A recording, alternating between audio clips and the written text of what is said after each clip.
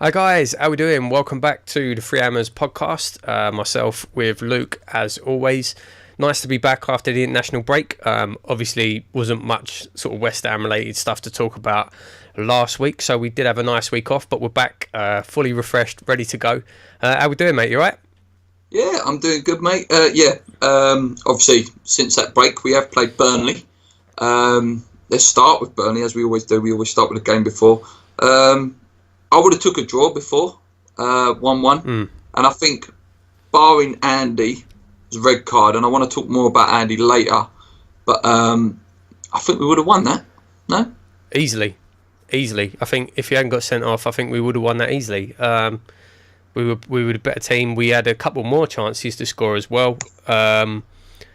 It was just too long to try and hold on, really, to play that much of the game with 10 men. And it's a shame. It's one of them. It was a draw that felt like a loss. And 100%, mate, like before the game, again, I've said before, last couple of weeks, an away point is a good point. But you did come away thinking it was 2 points dropped. I just think we got a bit too tired in the end. I think we played for nearly just over an hour, perhaps, with 10 men.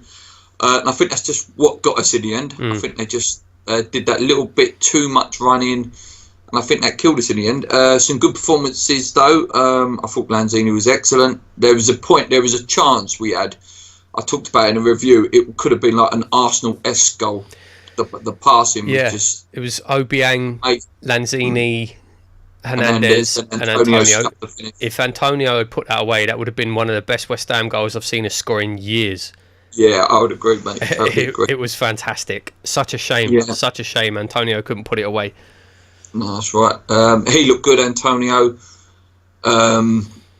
He did. Defence looked good. Sorry, mate, go on. No, I was going to say Antonio did look good, but he was absolutely shattered. After pretty much an hour, he was completely blowing. Obviously, he's still just coming back. But no, sorry, mate. Like you say, everyone looked good. I thought Obiang was excellent when he come on as well. I think Kouyaté started off very shaky. Yeah, he did. But he sort of grew into the game a bit. It was good all round, apart from Andy. Yeah. But as you say, mate, a fair away point. I don't want to talk too much about that game because that was a little while ago now.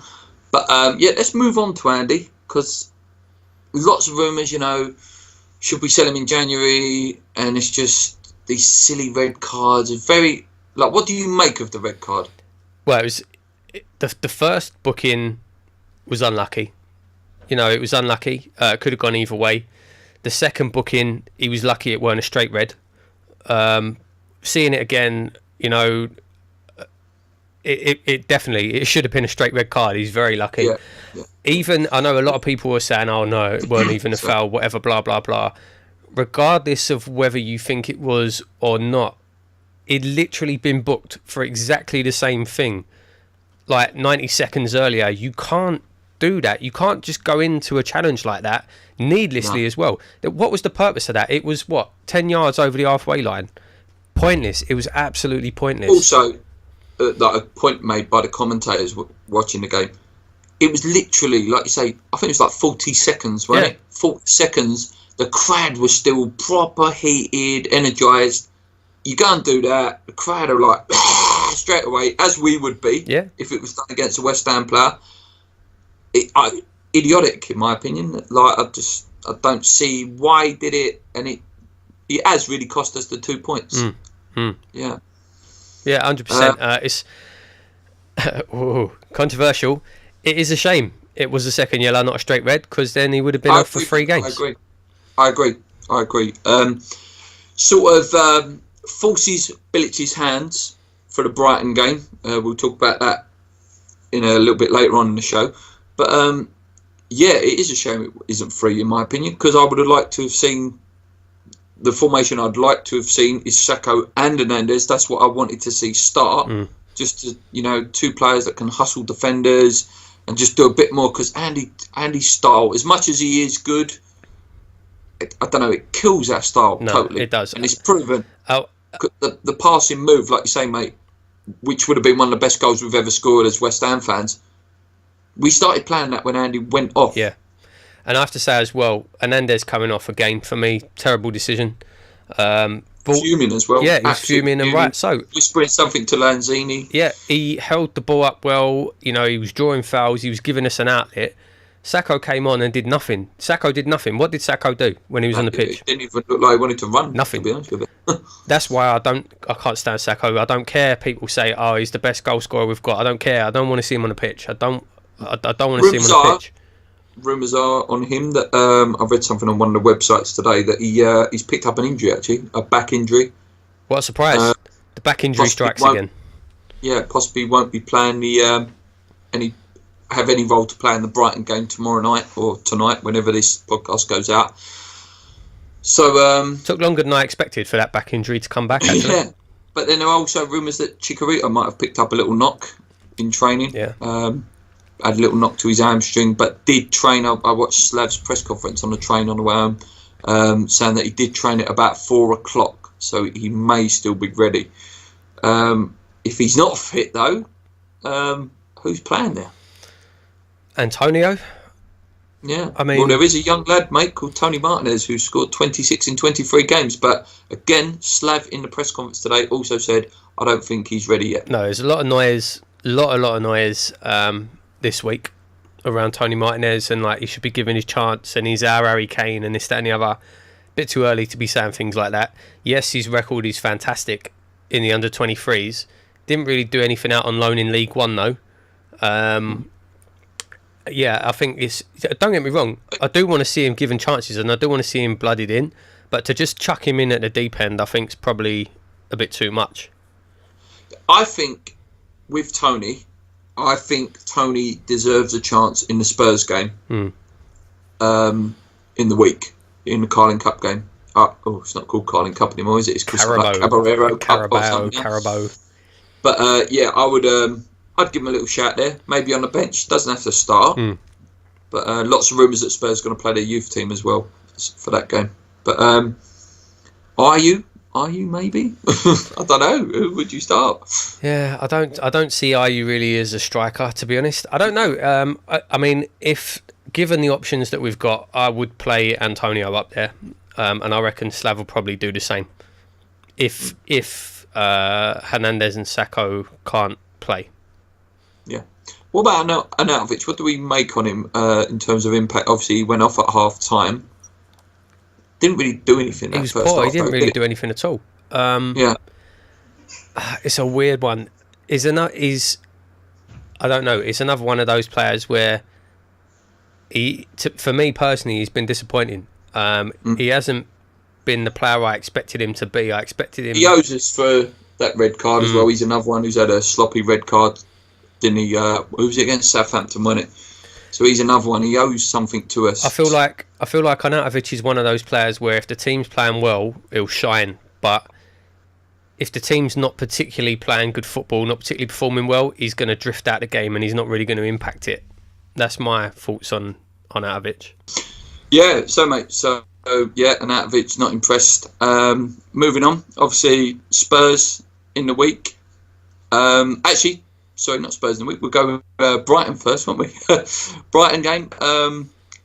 They're organised. They don't really offer much going forward.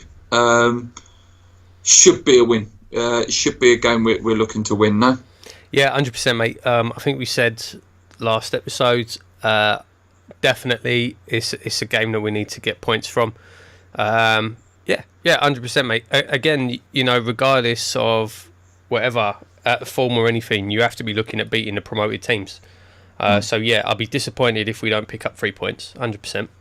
Yeah, like I say, they haven't looked great. The only fear I have is that, like I say, they're well organised, and if we haven't got a striker fit, if Hernandez is not fit, we may have that struggle of breaking them down. You know how we get stuck sometimes and we just can't break these well organised teams down. That's my only fear.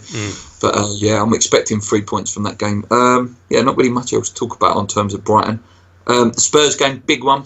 Apparently they can't sell their tickets. Apparently they've gone on general sale. Right. May only be about 30,000 there at Wembley. Obviously, right. 4.5 will be us. Big one. I really hope we win this one. Like I say, there's a lot of rumours that Tottenham are going to be playing some of their kids because it sits between the Liverpool-Tottenham game and obviously the Real Madrid-Tottenham game that's at Wembley the following week, so that they don't want to be risking big players. So a chance there. I'm going to use your words, mate. Form goes out the window. Yeah. No, absolutely. And again, it's every time we play them, I think we're going to win. This time is no exception, especially being a cup game. I think even more. Yeah. I definitely think we're going to win. And I think we'll go through. I'm looking forward to a good night. Yeah, I hope so, mate. Chance for a few players, possibly like if it is kids playing, maybe you might see Hernandez come back in as well, forgotten player. People like that give a chance to really shine. He looked really good in the under 23s. Hernandez. Let's not forget he's still a young pup himself.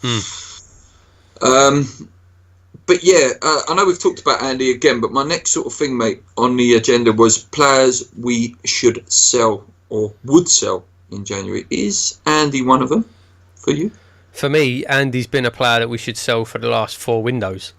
100%. If a decent offer comes in, sell him. Again, I've said this so many times on this channel. Nothing against Andy. I do like Andy Carroll. I do. But I just don't think he's not suited to West Ham. He's not suited to the way we play. Like you said earlier, mate, as soon as he's on the pitch, our style of football just goes out the window, and it's just punts up to Andy Carroll. Most of the time, his flicks go nowhere. After time, he's giving away free kicks. He doesn't add to West Ham at all. Yes, one in every maybe 2 or 3 games a season, he'll have that amazing performance, but that's only 2 or 3 games a season. It's not enough. It's not enough. 100%. For me, I would let him go. I wish him well. Sacco, I would let go, and I wouldn't wish him well. Anyone else? Another man who's obviously come out in Spanish press, Adrian, has said not happy. Obviously playing second fiddle, and that's fair enough. Yeah. I've got nothing against him coming out and saying something like that. And I think if a move was to come up, I think they would let him go. I think if they can get another person in. Yeah, I agree with that. Yeah, like you say, I'm a massive Adrian fan. I didn't think he needed replacing, although I do like Joe Hart, and he's obviously getting better as well. Getting better every game, Joe as well. But Adrian, I'm surprised he even stayed into the season, to be honest, because he's far too good to be sitting on the bench. Far too good. He should be playing regular football somewhere, and he'll get a move. He'll probably go back to Spain, and I imagine he'll probably do really, really well. Yeah. Anyone else? I'm not going to talk about coming in because obviously there's plenty of time to talk about coming in. But is there anyone else we should be looking to ship out? I would ship Ayew out. I would ship Ayew out if we could get the right sort of funds for him. I would ship Ayew out. He's not someone that I would actively look to sell, but I suppose if we sold him, I wouldn't be too disappointed. But at the moment, I'd say the same thing about Arnautovic as well, to be honest. I mean, like I say, I think Ayew's a good player. He's, again, just like I said about Arnautovic, I think if he's in a team that's playing well, he'll shine. And he does, he has got an habit of scoring them sort of tap-ins and things. Doesn't seem to really affect the game too much apart from that. And I guess, I suppose if we could sell him and bring in another player like Lanzini, that would be good business, I think. Yeah, that would be good business. Another thing that's been sort of spattered a lot in social media, mate, this week is Zabaleta calls for him to be captain.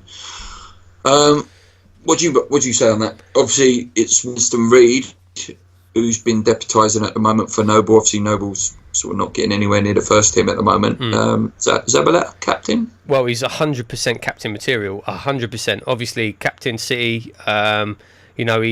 He is a captain. He's a leader on the pitch. He leads by example as well. Fantastic player. Always gives 100%. But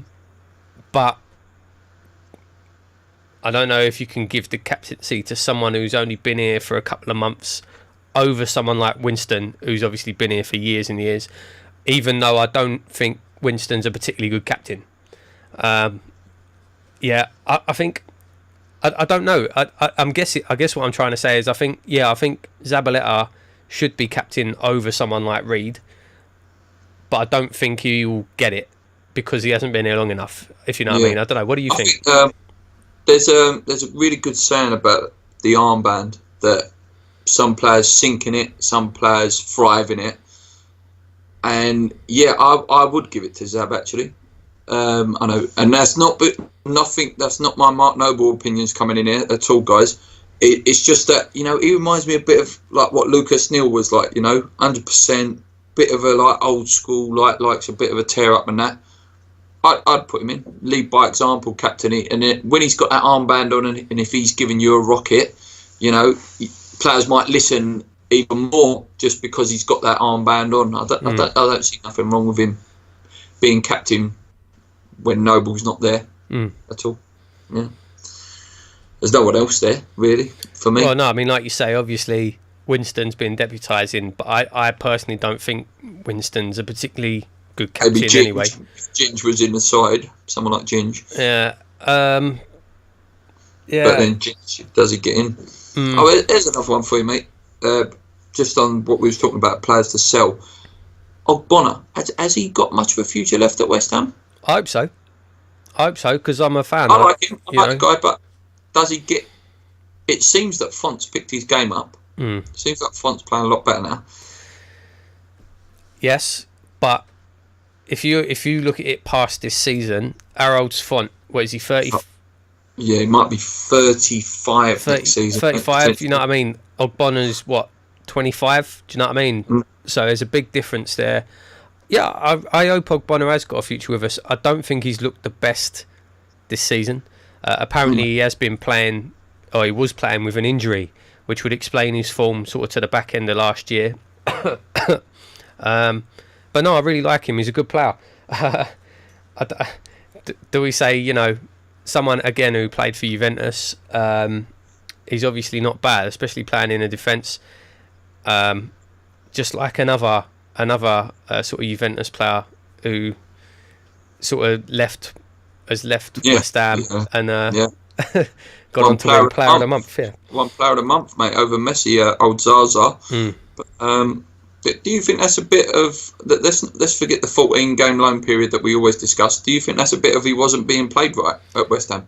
I think it's a number of things. I think, first of all, it's probably he wasn't being played right. Obviously, the 14 games hanging over him put far too much pressure on him.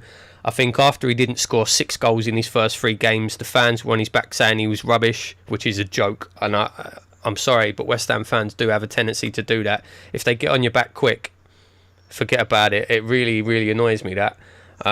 But it also has to be said, on the other foot, he didn't play particularly well for us. He didn't really take his chance. And I imagine that's probably because of the whole 14-game thing. He probably knew that he weren't going to get a contract, so he probably didn't really care too much. It was just the whole. It's such a shame because he's clearly a good player. I think maybe in different circumstances it would have worked out a lot different. I suppose all you can say is it didn't work out. He wasn't great for us, and he's moved on. Yeah. So Hernandez, mate. Last thing on this before we go into questions. Obviously, how long, mate? You've seen it. Listen, I love a player that sulks when they go off because that shows passion for me. But all this with Lanzini, the little whispering, and obviously Lanzini talking about. How long is this guy going to put up with this? Like, he's a good player. Like, I'd be absolutely devastated if this guy was to leave us. Yeah. Because of something like this. He's not going to put up with it for long. And I'm telling you, the thing that came out with, he's looking to leave, and then Hernandez obviously came out and said, no, that's not true. I'm happy at West Ham. That's great. It's great that he did come out and do that. But I guarantee if this carries going on, he's going to be having words with his agent, and he's going to be saying to his agent, "Get me out of here," because he hasn't come to West Ham to be played on the wing, to be hooked off every single game. It's a joke. It's an absolute joke the way that Slav's using him, and that the first thing I thought. The first thing, obviously, when I watched the game on telly, and when they showed it, and he went and he sat next to Lanzini, and there was all the talking. It's not going to be long, mate. I'm telling you. Hernandez will start getting annoyed, and then he'll be having words in Lanzini's ear saying, "Mate, you're too good for this club. Yeah. I was You're, scared of that as well, mate. I'll be honest. you're too good for this club. You should be leaving and playing somewhere better." And it's a snowball effect. It's just you just don't want to see it happen. If Lanzini gets in the RG World Cup squad as well, and as again, whether he starts or plays at all, if he has any sort of impact in the World Cup, you could see Lanzini going into summer as well, which would be a shame. I think it all boils back to, mate, the sort of comment you said earlier in the show. It's a shame that Andy Carroll's wasn't a 3-match ban, just so we can see Chicharito and probably not taken off as well in 3 games. Yeah, it's like, you know, I don't know. It'd be interesting to see what happens. It's even had me thinking, like, is there some clause in Andy Carroll's contract that he has to play when fit or something? I mean, I think so. It's just terrible. It's just not an ideal situation whatsoever. And Carroll hasn't looked the same either this season. Carroll, like, Hernandez doesn't look happy, but Carroll don't either. No. You know?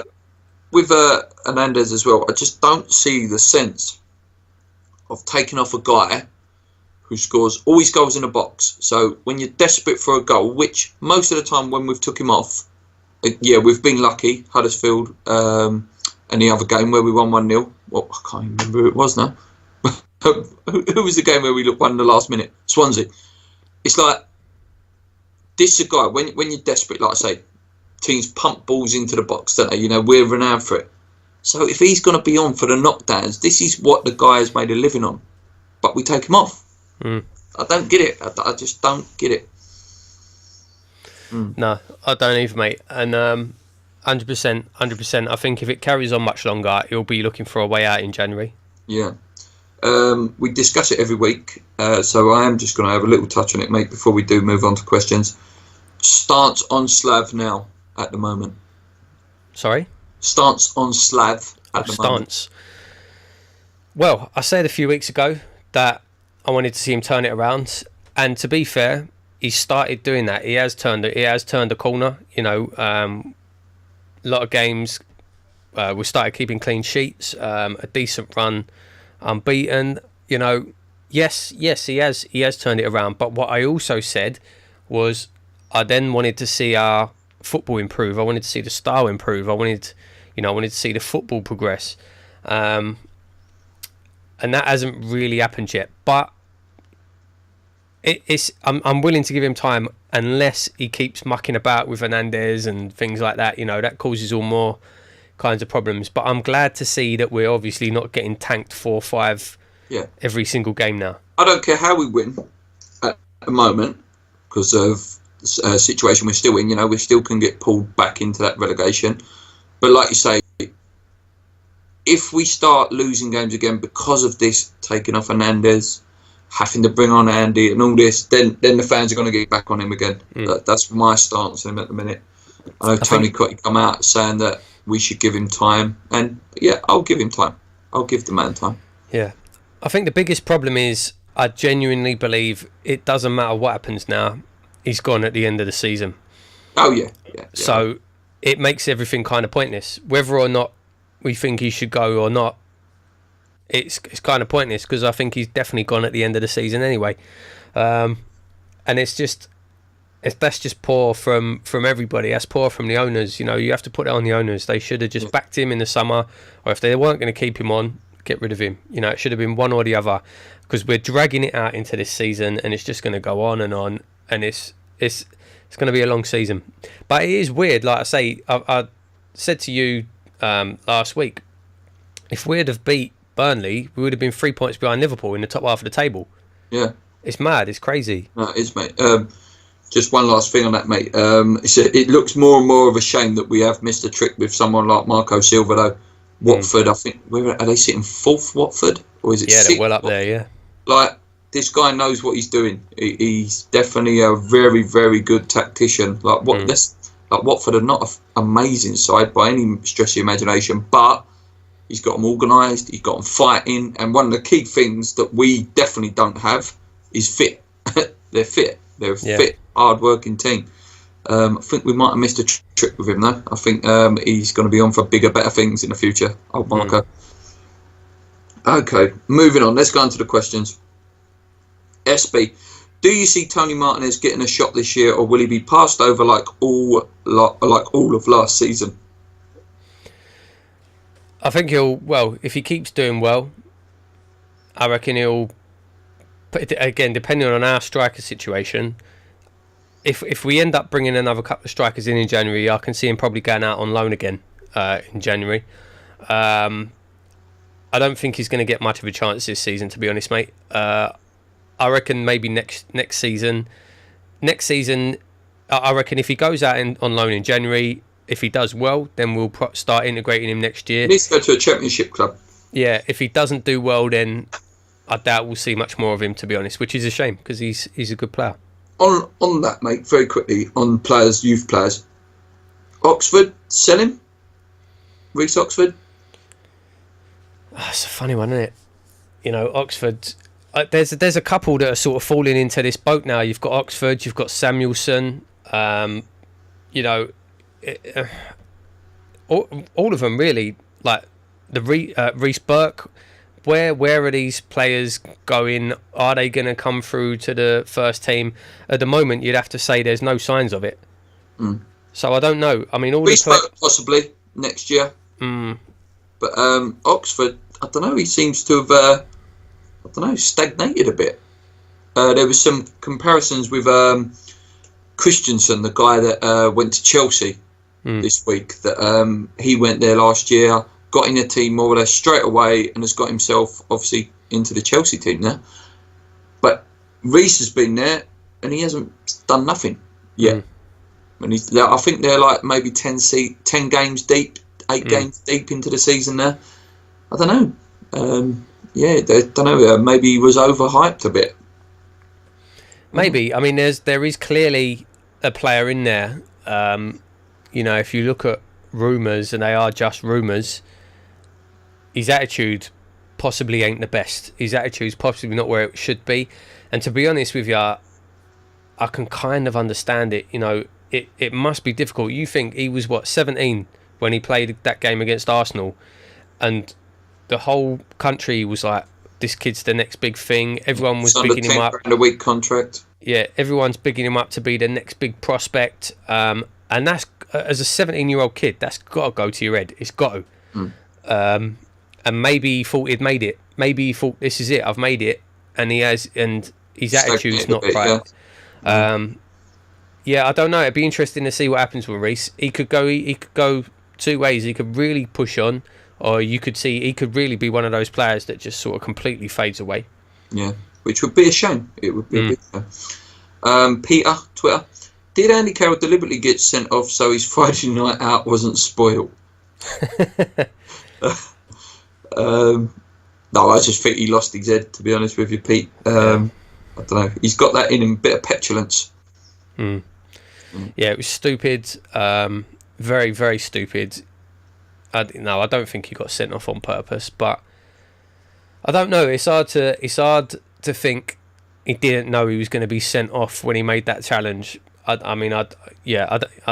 I don't know. It's a weird one. Like you say, I think you're right, Luke. I think he was just sort of just lost his head a bit, weren't thinking what he was doing, and rush of blood, and that was it. Yeah. Sarif, we've sort of half discussed this, but I will ask the question.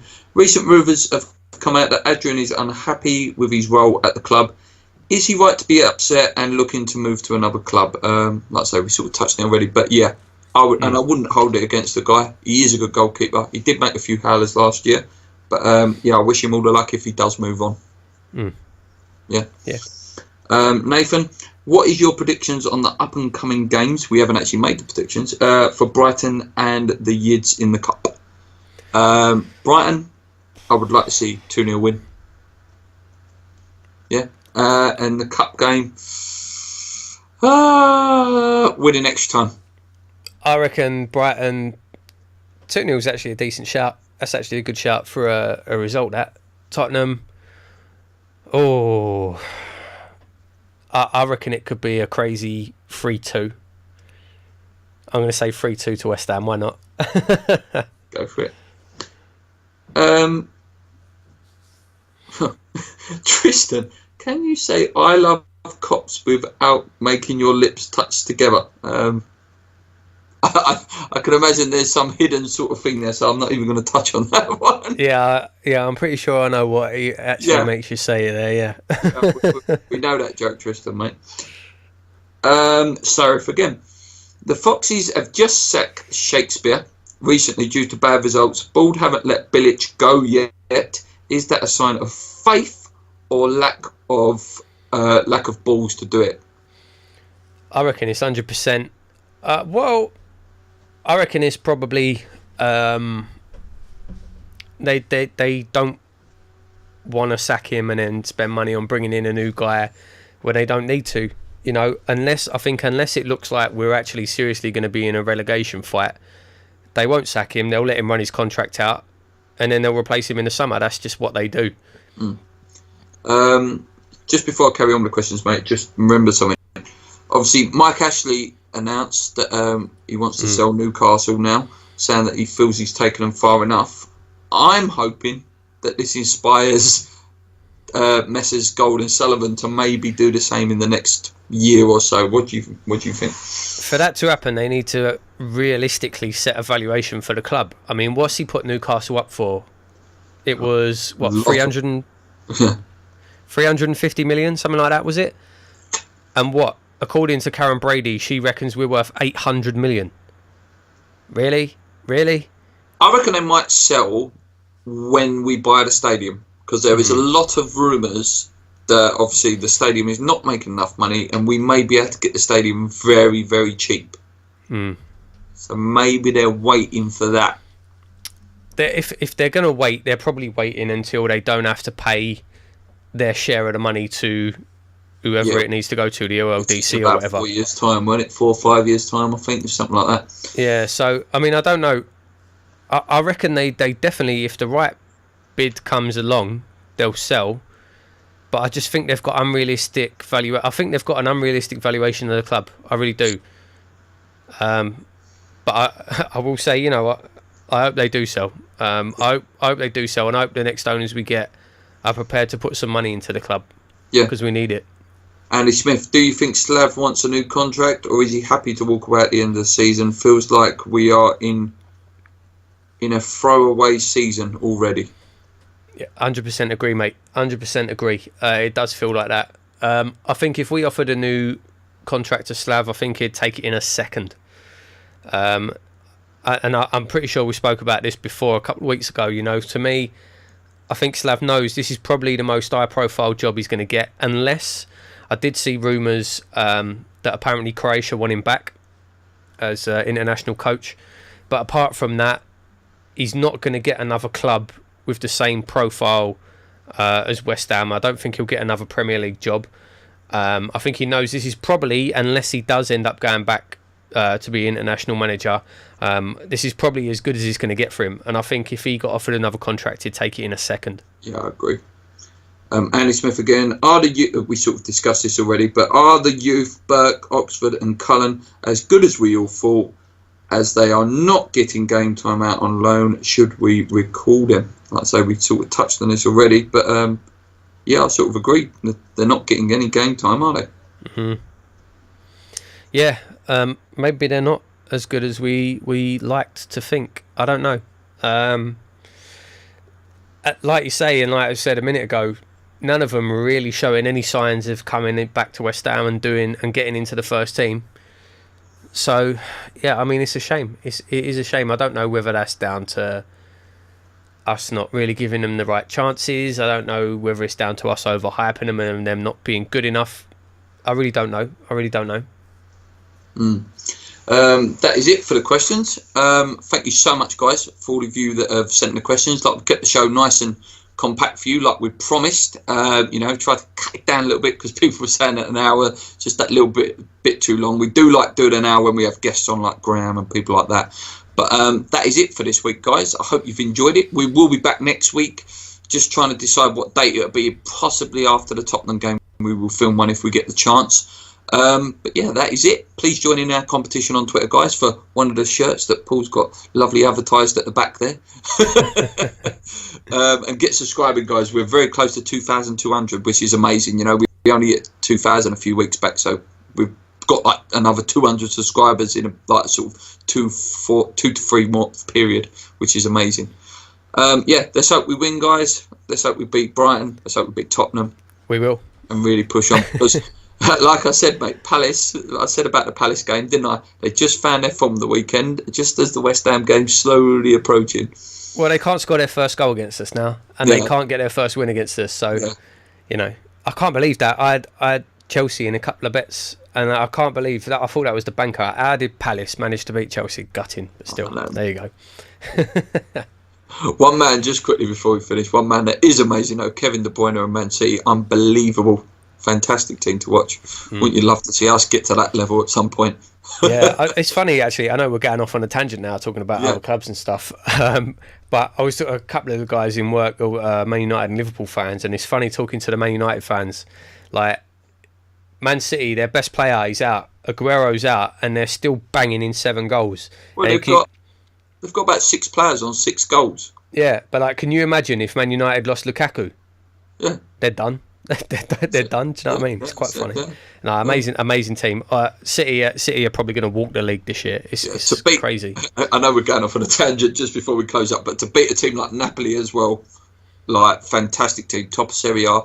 They're dangerous. They are incredibly dangerous team, this Man City team. Not looking forward to that game. Right, that's it, guys, from us. Lee will be back as well very, very soon. He said he will be able to film with us from Mystery Place in like MR5 or something. Probably Judi Dench will be sitting there next to him. But until then, guys, until next week, come on, you irons, keep believing. Let's go. Cheers.